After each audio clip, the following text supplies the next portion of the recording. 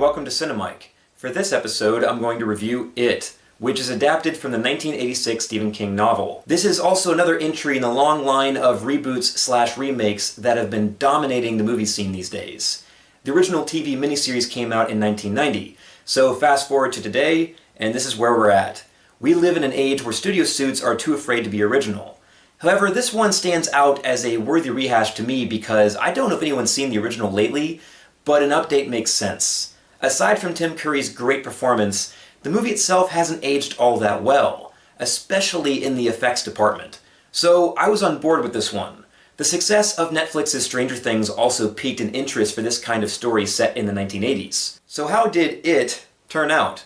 Well, I feel that It captured the spirit of the book, while managing to update itself to be an effective modern horror film. This all fell on the shoulders of director Andrei Muschietti, hopefully I got his name right, who might become one of those modern horror movie greats. His only credit prior to this was Mama, and I thought this was a huge step forward for him, so congratulations to him for doing a good job on this. One of the biggest changes from the book is in how the narrative unfolds. In the book and original miniseries, the story cuts back and forth from the past to the future when the kids are adults. For this version, they chose to divide both time periods into two separate films. This first film focuses on the childhood part of the story that's set in the 1980s, which is updated from the original time period of 1957 from the book and 1960 from the miniseries. I'm always a fan of the 80s on screen, and they do try to capture the feel of that time period, with the music, pop culture, and clothing and all of that. In this story, we follow a group of boys and a girl who befriend each other during their summer break as they are hunted by an evil demonic being that takes the appearance of a clown named Pennywise. Now, I will say that there is something maybe slightly lost in how the two time periods played off each other in the novel and the original miniseries, but the choice to focus on this story first made sense. From the production side of things, this way both movies will work on their own as standalones, and won't require the extra money to shoot them both back to back. It also gave the structure of the movie a focus that would be difficult to capture in a non-linear format. In terms of comparing this version with the book and miniseries, I'd say it succeeded in updating them. They made good choices in what to keep and what to leave out. The book, like a lot of King's work, has some strange detours that would be hard to adapt. Like the boys making a smoke hole so that they could hallucinate the creature's alien origins, or the very controversial moment near the end of the book where we see the girl in the group, Beverly, have sex with all the boys. That's not something that we needed to see or even have suggested, so glad that was left out. Stephen King can be a weird guy. As it is, they keep some of King's more pervy stuff, like Beverly's pedophile father. They also keep some of his strange adult characters who come off as caricatures and don't always feel very realistic. There's also a lot of stereotypes walking around in this movie. These are more issues that I have with Stephen King's original book though, so it's hard to fault the movie just for staying somewhat true to its source material. I think most of the changes were good calls to tone down some of King's strangeness. Don't get me wrong, I'm a fan of King's work, but sometimes he could use being toned down a little bit. The other thing that this movie had to do as an update was to compete with modern expectations for horror, but while also staying true to the horror at the time of the book's release. I think that they blended the two together pretty well. It's got that goofy kind of horror that we associate with A Nightmare on Elm Street and Freddy Krueger. There's even a reference to that franchise in this, which makes sense because Pennywise, he preys on kids in a very similar dreamlike way, like when Beverly's attacked by her own hair from the sink. This version of It also moves faster, louder, and has more jump scares. I'll tell you, that clown loves to run full speed at the camera while shaking around and convulsing everywhere. Even though you've seen some of that in the trailer, you still find yourself leaning way back in your seat. It's also more gruesome and intense. The movie definitely does not shy away from taking full advantage of its R rating. It's very violent and disturbing at times. They don't wear the kids' gloves when it comes to how they treat the children in this movie. So the horror was good. I only have two minor issues that didn't take too much away from the movie, but I did notice them. One of them is that from a 1 to 10, the horror was always aiming for a 10. Constantly firing off big scares is good for entertainment, but there is something to be said for building tension and suspense and working up to a 10. It's very in your face, and more could have been left to the imagination. There are also some moments where it maybe gets a little too goofy. But aside from that, I thought it was very effective. The movie wants to be both an adventure film like The Goonies, but then it also wants to be a hardcore horror movie. The fun and humor work pretty well here, but there are times where the tonal shifts feel slightly off. I think that Stranger Things, for example, found a slightly better balance than this, but this movie still, for the most part, holds the two genres together. Some people might be surprised by how much humor is actually in this. With a cast made up of mostly kids, you do get those moments where they're just acting their age.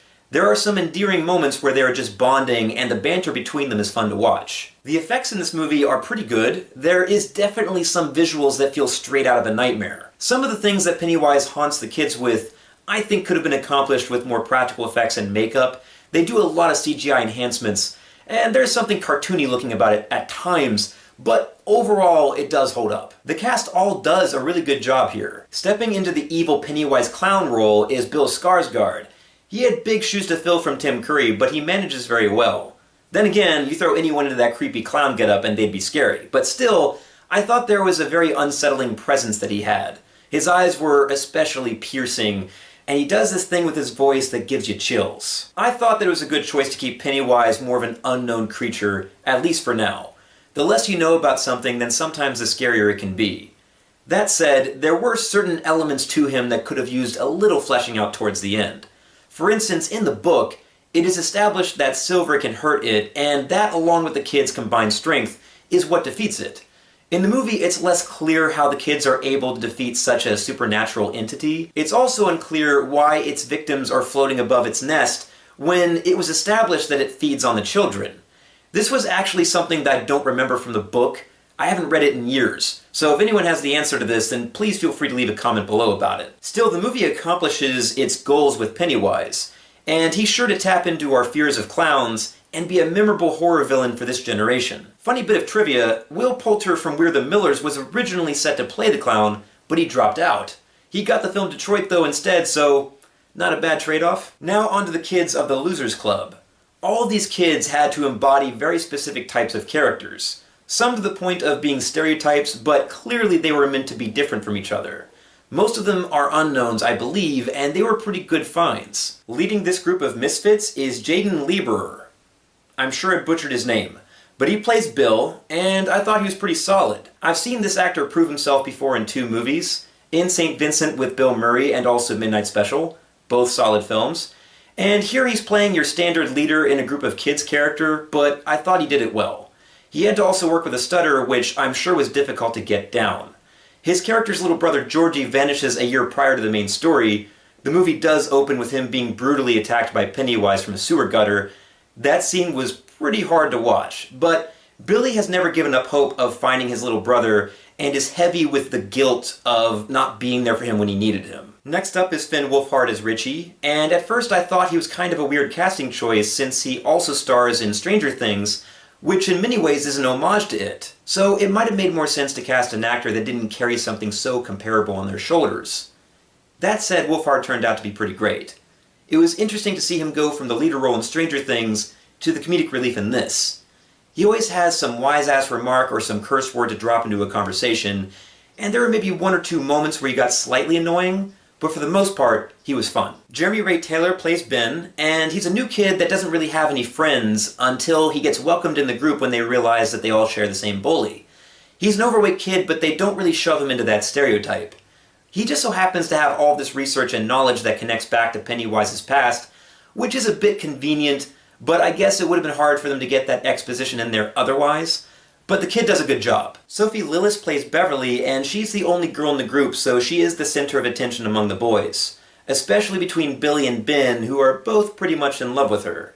There is a slight love triangle there, but sadly for one of the boys, she definitely has a favorite. She comes from abuse and most likely rape at the hands of her father.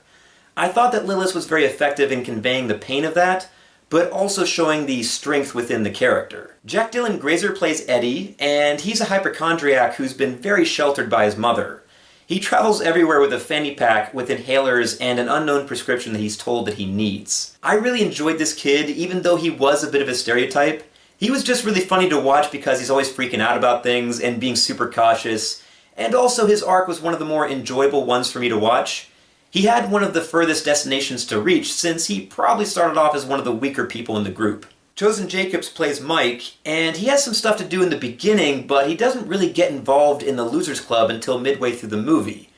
I think that he could have used a bit more to do, but I liked what I saw of him. He does have one of the more tragic and interesting backstories, so at least they gave him that. Finally, we have Wyatt Olaf as Stan, and I gotta be honest, he didn't make much of an impression on me. I mean, I think that the kid did a fine job, it's just that his character doesn't really stand out in the scenes with the other kids. Nicholas Hamilton plays Henry, the sociopathic bully. He's a pretty hardcore stereotype of a bully with an abusive father who wants to take his suffering out on other kids. For such a standard type of character, I think the actor did as well as he could. Being kids, there's always going to be one or two little issues, but I think that they overall did a really good job leading this movie. So in conclusion, it is the horror movie to see this season. It's fun and it's scary. It's a mix of feeling old school, but with modern sensibilities. It sets itself up to be the first chapter, and I'm very interested to see what it's going to be like when they take this into the modern day with the kids' adult counterparts. Though it will be a slight bummer to see that these kids won't be a part of that one. Getting the right adult actors will be really important. If done right, these combined two films may go down as horror classics. So let's hope that they keep this quality going into Chapter 2. So on a scale of 1 to 10, 10 being the very best that this particular movie could be for me, I would give it an 8. And that's all I've got. So if you enjoyed this video, then please click like, and feel free to leave a comment below. Tell me if you agree or disagree, and I also welcome you to subscribe to my channel. You can also follow me on Twitter at CinemaikeNerd. So anyways, until next time, this is Mike, signing off.